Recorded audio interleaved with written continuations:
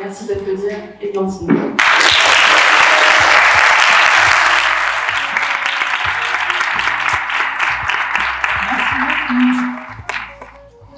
Moi, je m'appelle Églantine, je suis la coprésidente de l'association.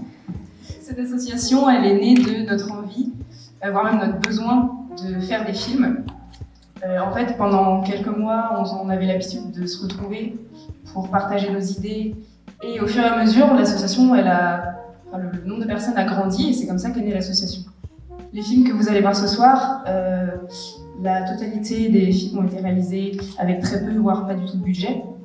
Ça reste des films amateurs, mais néanmoins, c'est des films qui osent faire des choses, qui ne s'imposent pas de limites. Et en fait, on avait envie de faire des films, donc on a juste pris un truc qui filme, et vous allez voir ça ce soir. Merci beaucoup.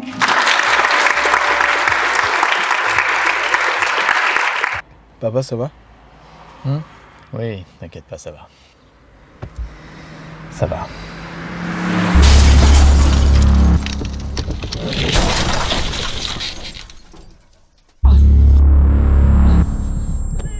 Bonsoir tout le monde, merci d'être là aujourd'hui. Ça fait plaisir de voir que d'autant de monde. Voilà. Moi, j'en avais une, notamment par rapport à ce renversement de voiture. En fait, comment vous avez pu trouver une voiture et surtout comment vous avez pu la renverser comme ça? En gros, j'ai réalisé le film avec un ami, Bastien Boucher, qui normalement devait être là aujourd'hui, mais il n'a pas pu, et maintenant il est en BTS audiovisuel. Et son père est garagiste, et du coup, on avait pu trouver une voiture qui soit encore potable, mais qu'on puisse quand même détruire, parce qu'ensuite elle est à la déchetterie. On a fait le premier renversement, on a utilisé un fond vert pour simuler au début l'impact, et après pour le retourner, on a mis un câble.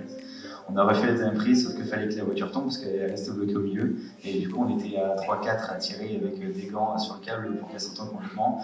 On a mis en accéléré, mais bon. On rentre dans la pré-production, genre l'organisation et tout. Plus l'écriture du scénario, ça a dû prendre 6 mois. Mais c'est que le scénario, c'est compliqué la vie. Et déjà, on a voulu s'inspirer de Inception, donc c'était un peu mal parti pour avoir un scénario simple. Tout le monde nous a dit que c'était impossible et qu'on n'arrivait pas, et puis finalement on l'a fait, donc voilà.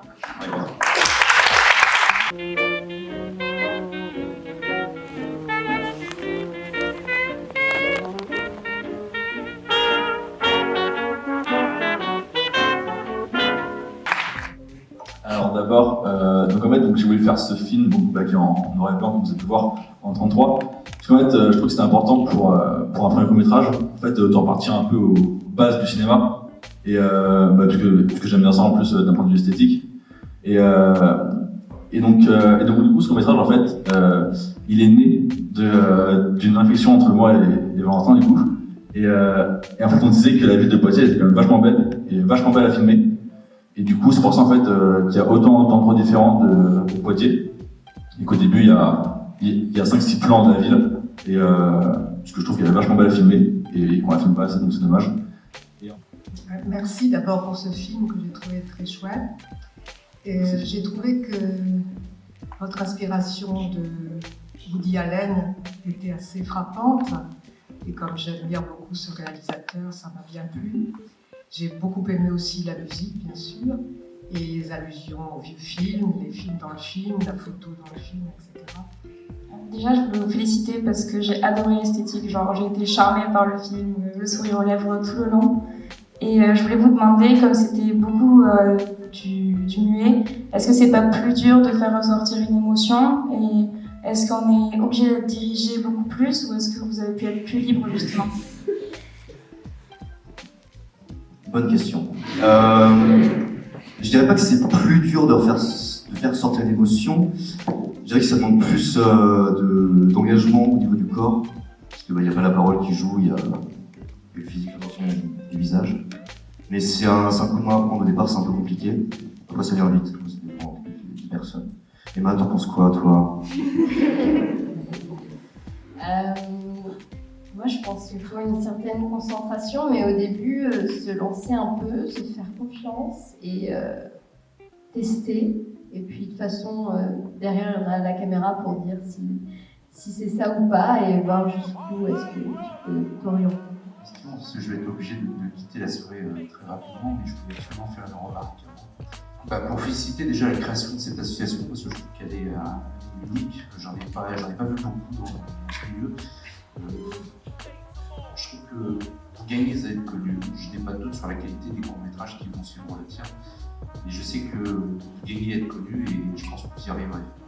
Avant de partir, je comptais vous dire parce que je vous suis de loin et je suis vraiment fier de ce que vous faites. Merci infiniment.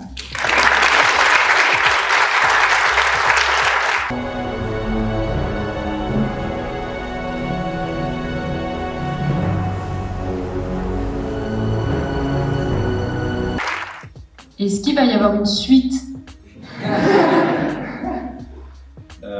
Déjà, il faut que Sony me donne l'autorisation, parce que bon là, au niveau droit d'auteur, je pense que...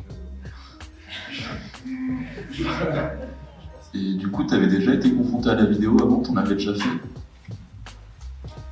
J'avais fait tout un court-métrage qui était pour mon film de bac, parce que j'ai quand même bac l'option cinéma et du coup il fallait faire un court-métrage. Mais en fait, je gérais pas du tout la caméra, c'était pas du tout moi j'avais écrit et joué. Et du coup, c'est vrai que là, c'est le premier truc où, ouais, j'avais personne, je connaissais pas de cadreur. Voilà, parce que du coup, le tournage il a commencé, j'étais pas encore à la fac. Et il s'est terminé c'était en avril dernier, à peu près. Parce qu'en fait, le tournage s'est étalé vraiment sur un an, c'est-à-dire on tournait 2-3 jours par là comme on pouvait.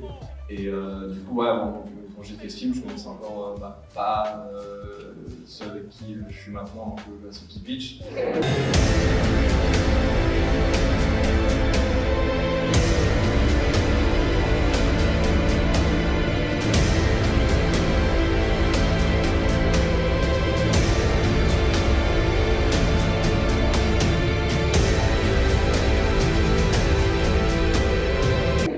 Toutes les armes qui ont été utilisées dans le film sont bien évidemment factices, ce sont des armes airsoft. Pour la particularité, c'était important pour moi d'en avoir des milieu de gamme pour que les comédiens puissent avoir la sensation d'une vraie arme. Moi je ne connais pas du tout, mais tous les comédiens ont eu la chance d'être aidés par Azam qui a fait un peu de tir dans sa... qui a fait un peu de tir et qui du coup a pu initier les comédiens au maniement des armes pour que quand même à l'image on ait l'impression que ce soit réel. Et je me suis amusé comme un fou, et justement pas trop non plus parce que je suis un peu la carte piège avec Thibaut puisqu'on est assez problématique quand on est tous les deux. Dans le sens où voilà, on a failli péter une steadicam avec un fauteuil roulant, voilà, bon, c'est un détail, hein. Après voilà. La semaine en général, je sais pas, c'était vraiment un moment très très fort, un moment à part dans le temps c'est mon premier tournage aussi long et c'était vraiment un moment à part. Du coup, mais je trouve que la manière dont il nous a gérés, comment il nous demandait exactement ce qu'il voulait, c'était super bien fait. Enfin, vraiment, moi j'ai beaucoup aimé travailler avec lui. Et moi de base, je fais du théâtre, je fais pas du cinéma. Et donc moi du coup j'ai été prise en régie, même si c'est pas forcément ce que je voulais faire au départ et ce qui me confirme aussi. Donc accepter peu importe le poste dans lequel on vous propose dans des aventures comme ça. Parce que personnellement, ça m'a apporté beaucoup et j'ai pu rencontrer cette équipe et je pense qu'on était loin d'imaginer qu'on en serait là aujourd'hui.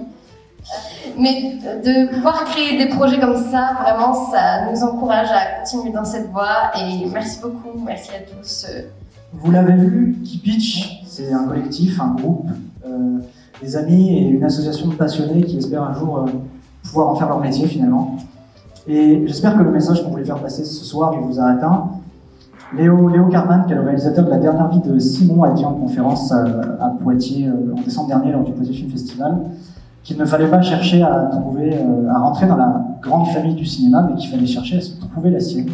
Et donc je vous laisserai moi sur ces mots, j'ai trouvé ma famille du cinéma.